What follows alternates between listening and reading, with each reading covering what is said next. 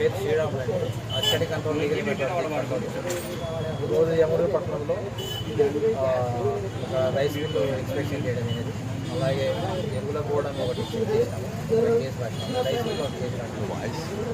తర్వాత హోల్సేల్ షాపుల మీద తనిఖీ నిర్వహిస్తున్నారు. తర్వాత బియ్యం 25 కేజీలు కానీ 25 ఉండాలి, 25 కేజీలు డిక్లరేషన్ 26 కేజీలు ఉండాలి. అలాగే ఫర్టిలైజర్స్ మీద కూడా 50 కేజీలు ఉంటాయి, 40 కేజీలు ఉంటాయి.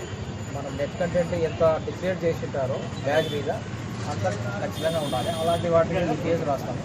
అలాగనే ఈ విధంగా ఒకరోజు కోరమాటలు మీద 40 కేజీలకు కానీ 37 కేజీలు ఆ మధ్య వచ్చిన ఆ రేంజ్లో వచ్చిన వాళ్ళకు సంబంధించి 5 ప్యాకేజెస్ సీల్ చేసినాము. దానికి సంబంధించిన ఫర్దర్ ఇన్వెస్టిగేషన్ జరుగుతూ ఉంటుంది. తునికిల్లో డిఫరెంట్ ఉంటే ఉన్న ప్యాకేజెస్ ఉంటాయో వాటిని మాత్రం సీల్ చేస్తాము. దాన్ని ఫర్దర్గా కంపెనీస్ ఉంటాయి కదా, కంపెనీ అడ్రస్కి నోటీస్ ఇస్తాము.